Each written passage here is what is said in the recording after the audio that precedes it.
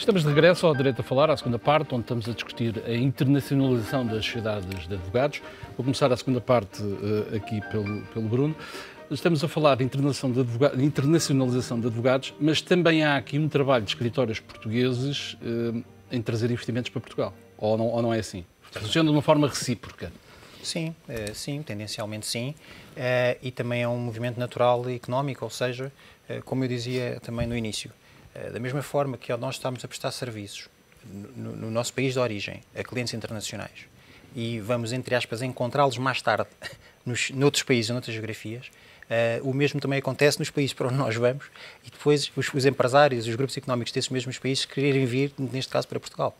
Portanto, isto é um movimento que eu diria muito natural, que acontece e que temos de estar preparado para eles e saber dar as respostas naturalmente. Julgo que isso também se passa na Garrigues, não é? Quer dizer, Sim, eu diria que, como na maior parte das sociedades portuguesas grandes, uma percentagem muito significativa da nossa faturação tem a ver com venda de serviços a estrangeiros e, portanto, nós temos uma carteira de clientes de estrangeiros e que, no fundo, representa um investimento estrangeiro que é muito significativa.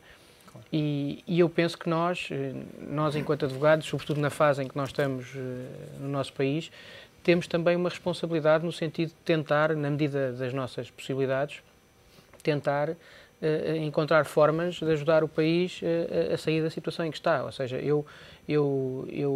a minha área, a área do imobiliário, é uma área um bocadinho especial, talvez, porque eu sinto que nós entramos na crise muito antes do resto, e estamos talvez a sair da crise, não na atividade de promoção imobiliária, porque essa está completamente estagnada, mas na área específica do investimento estrangeiro, estamos talvez a sair da crise também antes do resto. Ou seja, o nosso mercado é um mercado que acompanha muito estas tendências do mercado dos investidores. Por exemplo, as empresas portuguesas conseguiram colocar dívida no estrangeiro, portanto existem investidores estrangeiros a investir nessa dívida, e o Estado português que conseguiu colocar dívida e que aparentemente tem um sentimento dos investidores generalizado a partir de setembro, outubro do ano passado melhor, os investidores institucionais no imobiliário acompanham muito estas tendências e, portanto, nós tivemos aqui uma época completamente fechada, agora estamos numa época em que parece que existe vontade outra vez de investidores de várias jurisdições e até de jurisdições novas, Brasil, países da América Latina, outros países da América Latina, países asiáticos, etc. Portanto, há neste momento uma tendência nova de investimento e nós, digamos, podemos ajudar a que isso se concretize, porque... E como é que tem ajudado? Como é que isso se tem processado? Bem, vamos lá ver, nós ajudamos de duas formas. Já agora, como sabe, nós lançámos este guia de investimento imobiliário com a CBRE, uma parceria entre nós e a CBRE, que tem precisamente esse objetivo. É um passo muito, digamos, cada um de nós pode dar passos pequenos e, se calhar, os nossos passos pequenos todos juntos acabam por ser passos maiores. Portanto, nós, como advogados, não podemos mudar a realidade, mas há uma coisa que nós podemos fazer, e foi o que nós tentámos fazer com este guia, que fizemos em parceria com a CBRE, que é tentar dar ao investidor estrangeiro uma fotografia fácil, clara e rápida da realidade portuguesa. Realidade esta que está em grande mutação, como sabemos, quer dizer, o sistema fiscal... não diria o sistema fiscal, os impostos estão em grande mutação, o sistema fiscal, se tudo correr bem com a reforma do IRC, há de estar também em grande mutação, mas neste momento os impostos estão em grande mutação, não no bom sentido, estão em grande evolução, mas no mau sentido, ou seja, no sentido do aumento. Esperamos que isso depois seja possível de ajustar, mas, à parte da questão dos impostos, há muitas outras realidades que é importante dar a conhecer ao investidor estrangeiro, e nós sentimos essa necessidade, e portanto o que nós podemos fazer, penso eu, é tentar, indo lá fora, estando com as entidades públicas portuguesas que apresentam Portugal noutras jurisdições, dar o nosso contributo para demonstrar que nós somos um país fiável do ponto de vista jurídico e fiscal, embora fiscal precisamos de um pouco mais de certeza no regime fiscal, mas de qualquer forma somos um país fiável e com possibilidade de crescer e com capacidade de atração de investimento. E, portanto, se nós tivermos essa capacidade de digamos, dar um pouco dessa imagem de Portugal fora, eu penso que isso é interessante e podemos ajudar a trazer investimento para Portugal. Também nota esta tendência de investidores de outras geografias com algum interesse por Portugal e que procuram também alguns serviços de escritórios de advogados? Vamos lá ver, eu acho que os escritórios de advogados estão numa posição muito interessante. Os grandes escritórios de advogados, enfim, têm departamentos de todas as áreas e também têm clientes nacionais e internacionais. E isso permite ter um barómetro muito interessante sobre o que é que Portugal está a investir no estrangeiro e em que áreas, em que geografias, e exatamente também no sentido inverso, perceber, enfim, quais são, digamos, as tendências do investimento estrangeiro por setores de atividade ou por proveniências geográficas. E, portanto, muitas vezes o papel do advogado é importante na medida em que, quando nós estamos a trabalhar no estrangeiro, quando estamos a assessorar num projeto de investimento, nós de alguma forma também estamos a transmitir, digamos, aos outros uma imagem de Portugal e, portanto, ao trabalharmos eficientemente, nós também estamos a dar, digamos, uma imagem de um Portugal moderno, eficiente e que é capaz de, digamos, de atrair bom investimento. Obviamente que nós estamos num contexto extremamente difícil, ou seja, independentemente da imagem que se possa, enfim, que se possa ter, mas todos os países intervencionados pela Troika sofrem uma perda fortíssima na sua imagem internacional. Portanto, independentemente da forma como reagirem, Portugal reagiu de uma maneira, a Grécia reagiu de outra, mas quando um país é intervencionado é porque efetivamente chegou a uma situação limite. Não é? E, portanto, isso é um dado incontornável, os ratings da República Portuguesa são reflexo disso e, obviamente, muitas das empresas portuguesas sofrem com isso, porque muitas vezes são penalizadas, digamos assim, pelo próprio rating da República. E, portanto, esse aspecto é um aspecto muito condicionante. Agora, nós, de facto, temos que começar a olhar já para o dia da manhã, que é quando o programa acabar, e o que é que nós podemos fazer em termos de atração de investimento. Agora, é óbvio, isto aqui também é preciso não esquecer, que a informação sobre Portugal existe em todos os países do mundo e hoje em dia muitos dos investidores fazem estudos comparados sobre as taxas de tributação nos diversos países e, portanto, neste momento é extremamente difícil para Portugal atrair bons projetos de investimento, a não ser em duas áreas. Ou na área das privatizações, que aí não é tanto pelo país, mas pelas próprias empresas, ou então projetos estruturantes em que o investimento seja contratualizado. Agora, bom investimento estrangeiro de dimensão que não seja contratualizado e que o investidor estrangeiro esteja, digamos, sujeito à taxa de tributação que todas as empresas portuguesas têm, quer dizer, isso obviamente que é extremamente difícil. Eu queria só perguntar ali uma coisa, antes de ir aí, queria perguntar uma coisa. Como com o coordenador do Desk África, há interesse dos investidores africanos também, algum apetite por Portugal? Há alguma procura por investir em Portugal? Sim, naturalmente, é sabido. De uma forma geral, sim. Em relação a Angola é sabido, mas pode haver outros interesses de outros países da África Austral, por exemplo? Sim, existe e até alargando, África, digo também China, acho que é muito importante este ponto. Não é? O próprio movimento da China e dos empresários e do sistema chinês no investimento fora, designadamente em Portugal, mas sim, ainda a sua questão inicialmente, naturalmente que sim, Angola, Moçambique menos, porque pela própria natureza da economia moçambicana e do estádio também, e do movimento que está a fazer, mas é algo que temos também que estar presentes, e ainda bem que estamos, ou que sabemos estar, e é a decorrência de muitos anos de trabalho e de relação, de confiança que conseguimos estabelecer e que vamos conseguindo estabelecer, obviamente, com estas jurisdições.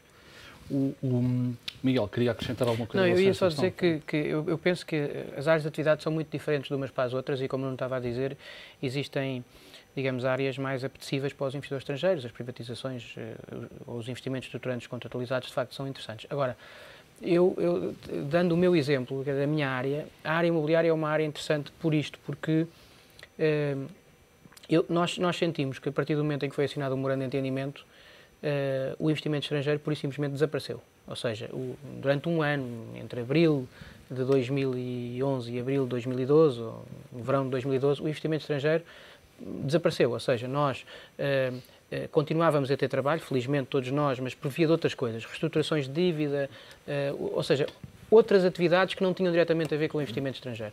A partir do verão do ano passado, nós, na atividade imobiliária, eu penso que isto é transversal a todos os escritórios, sentimos que a atividade de promoção, que é uma das dimensões importantes do escritório na área imobiliária, parou, isso não vale a pena, parou e vai estar parado durante 3 ou 4 anos, há um problema de excesso de oferta e, portanto, a promoção vai demorar a recuperar, mas a atividade de investimento, como eu dizia, nós começámos a ter muitas solicitações a partir do verão do ano passado, e eu penso que não somos só nós, é uma questão transversal, começámos a ter muitas solicitações de investidores de outras jurisdições a querer fazer investimentos importantes em Portugal. Inicialmente, investimentos pequenos, e depois as coisas começaram a evoluir e, neste momento, investimentos de grande dimensão. E, portanto, eu digo isto numa perspectiva de esperança, ou seja, se os investidores nesta área específica, que no fundo se comportam de uma forma talvez um pouco específica, mas talvez parecida com os investidores no mercado da dívida, quer da dívida dos países, quer da dívida das empresas quando ela é emitida fora. Se começam a ter esperança e a acreditar neste tipo de mercados, eu penso que isto é um indício positivo, ou seja, há um conjunto de indícios positivos, embora a economia continue de rastros, quer dizer, isto é um facto, não há nada a fazer, há muito a fazer, mas não há nada, está-se a fazer neste momento, mas eu penso que isto é um indício positivo no sentido que esse tipo de investidores não entram num país enquanto há risco país. Não entram, na minha área, esses investidores não entram num país enquanto há risco país. E significa que neste momento, pelo menos, a percepção do risco país é muito menor. A percepção do risco país é muito menor. Depois, outro tipo de investimentos que implicam criar atividades locais para vender aos consumidores locais, etc., é evidente que esse tipo de investimento vai demorar mais tempo, porque o consumo em Portugal está como está e, portanto, é natural que demore mais tempo. Mas eu penso que este tipo de investimentos mais setoriais, que não dependem do risco, que dependem em grande parte do risco país, acho que é possível que comecem a descolar e isso é importante para nós, porque é uma forma de entrada de capital estrangeiro. Miguel, eu queria só também realmente complementar o seguinte. Concordo e revejo-me, mas era algo que eu gostava de dizer, que eu acho que nada mais vai ser como era há uns anos atrás, designadamente em Portugal e designadamente na forma como os empresários portugueses e focando a nossa atividade, como nós desempenhávamos a nossa atividade. Sim, sem dúvida. Portanto, pensar que exercer a advocacia vai poder algum dia, posso estar enganado, ser como era há 10 anos atrás ou há 8 anos atrás, na minha opinião, na minha modesta opinião, e eu falo por PLMJ, não vai ser assim. Não vai ser assim. Porquê? Mas porquê que diz isso? Basta estar lá fora, basta estar em dinâmicas, eu diria, contrárias à nossa ainda. Obviamente, toda a gente quer que Portugal se restabeleça e certamente se vai restabelecer. Isto é uma dúvida, isto é uma certeza, obviamente. Agora, eu acho que nós temos de estar preparados e temos de estar de uma forma permanentemente focada noutras geografias, diversificar e estar para além realmente do mercado nacional. Isto só, no fundo, para repor um bocadinho aqui o ponto inicial da internacionalização. Porque o pior que se assistiu nos últimos anos, ou os episódios menos felizes que se assistiu, foi aquilo que eu chamava a internacionalização reativa, quer dizer, que era um bocadinho sem estratégia, sem fio condutor, sem conhecimento, sem estudo prévio, sem plano, enfim, eu diria que isto foi mau, aconteceu, tendencialmente ainda a acontecer menos. Acho que os bons exemplos se vão multiplicando e vão se sucedendo e temos todos realmente a aprender com isso uns com os outros, mas eu acho que a grande lição que ficou é estar com uma perspectiva internacional mas de forma permanente, independentemente dos ciclos internos de Portugal, saber estar assim, quer dizer, e estar atento e que nada mais vai ser como era há uns anos atrás. O Nuno há bocadinho falou que os escritórios de advogados também são um bom barómetro para ver em que é que as empresas portuguesas têm investido no estrangeiro. Confirma-se a tendência de investimento em novas tecnologias e também diversificação de mercados, para além da Europa, por exemplo, ou não? Sim, eu acho que a Europa, no fundo, é um mercado muito maduro em quase todas as áreas. É um mercado muito maduro, os consumidores normalmente têm um bom poder de compra. Agora, as empresas portuguesas têm feito um trabalho muito meritório em termos de seletividade. Ou seja, há escassez de financiamento e, portanto, a capacidade financeira, a capacidade de investimento que as empresas portuguesas têm tem que ser muito bem aproveitada. E, portanto, neste momento não há margem para as empresas cometerem grandes erros.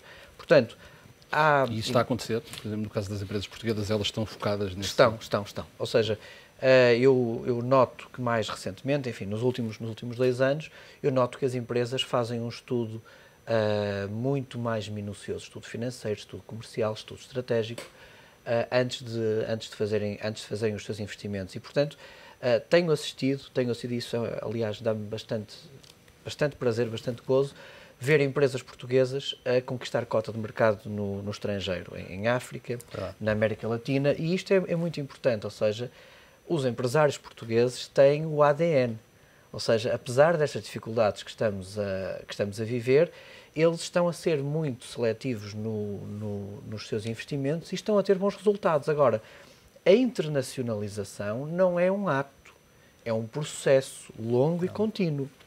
E, portanto, há algumas dificuldades que as empresas portuguesas têm tido, por exemplo, a questão do financiamento. Isto é muito importante. Por exemplo, se nós olharmos, por exemplo, para algumas empresas brasileiras que têm o apoio dos bancos brasileiros, se olharmos para os investimentos chineses em África, em que, de facto, há uma componente financeira fortíssima do Estado chinês, nós vemos que, efetivamente, as empresas portuguesas estão a fazer muito e estão a ser muito bem-sucedidas com os recursos que têm. E, portanto, acho que também há aqui um ponto muito importante, que tem a ver com o investimento que é feito em Portugal. Este é um ponto muito importante, é que até há algum tempo atrás o investimento que era feito em Portugal era feito por investidores estrangeiros e por investidores portugueses. Eu vejo muitas empresas portuguesas a deixar de investir em Portugal e vão investir no estrangeiro, porque o investimento no estrangeiro bem feito é reprodutivo.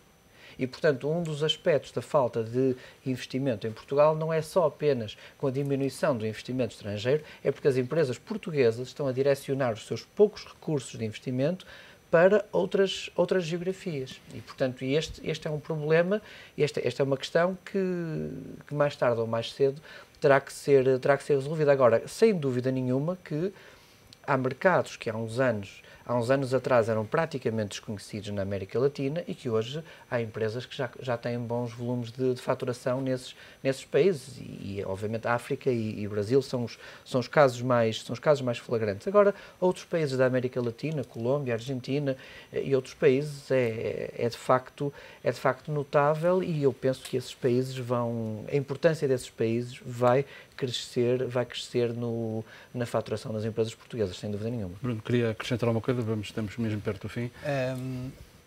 Sim. Em relação à questão do investimento estrangeiro de portugueses no estrangeiro. Exatamente. Que é um aspecto muito positivo também que se nota, e agora, particularizando no caso de Angola, é porque Angola é uma economia, obviamente, de África, com as características que todos nós conhecemos, mas depois tem uma particularidade.